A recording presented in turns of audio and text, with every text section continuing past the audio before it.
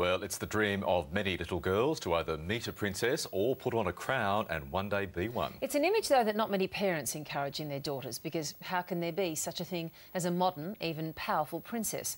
Dr Michelle Smith is a research fellow in the School of Culture and Communication at the University of Melbourne, and she joins us now in the studio to talk about the idea of modern princesses. Nice to meet you, Michelle. Nice to meet you too. According to some people, that's what we're witnessing happening over in London, that we're seeing the transformation of an old style of royal marriage, an old style of commoner into princess. But has anything really changed? I think it's sort of a two-way street, that we have an issue where there's still an idea that a girl is being judged on her beauty, she's being selected because she's attractive. But there's also a sense that these are women who have had an education, who have had some life before marriage, unlike poor Princess Diana, and that there's a bit of a hope that these women might have a little more say in their lives. How does Kate Middleton stand on that score?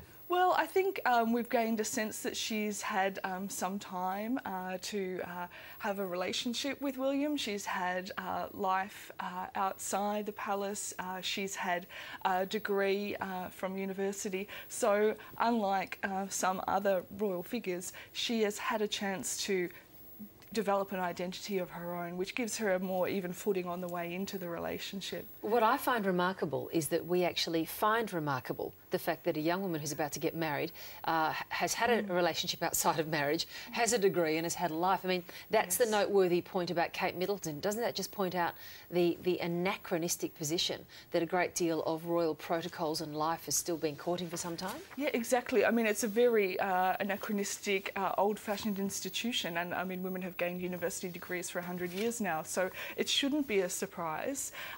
But many princesses around the world, from Japan's current princess to quite a few in Europe, now have all had degrees and have worked in careers. So I think that's showing a general trend that the princess myth that so many girls are enamoured of, the Disney princess idea, is fading, and hopefully a more realistic view that life doesn't involve just being beautiful and being selected by a man might filter through to girls' ambitions and dreams. And this can helpfully break that image mould. The same could be applied to Princess Mary, for instance, in Denmark. Exactly. I mean, of course, this is within a very conservative framework where it's still expected that these women are going to go on and have children. It's unlikely that Princess Mary or Kate Middleton could have said, actually, I want to pursue my degree and I won't be producing heirs to the throne. So it's sort of within that realm, yet still they're an independent identity, and hopefully that might progress through to the lives they're able to lead, unlike Princess Diana, who had to forge that through a quite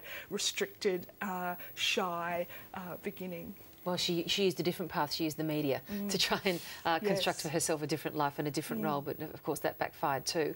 Do you take the argument further though, Michelle? Do you argue that because these women are coming from Princess Mary and others, a different kind of background, that they are going to change their monarchies from within?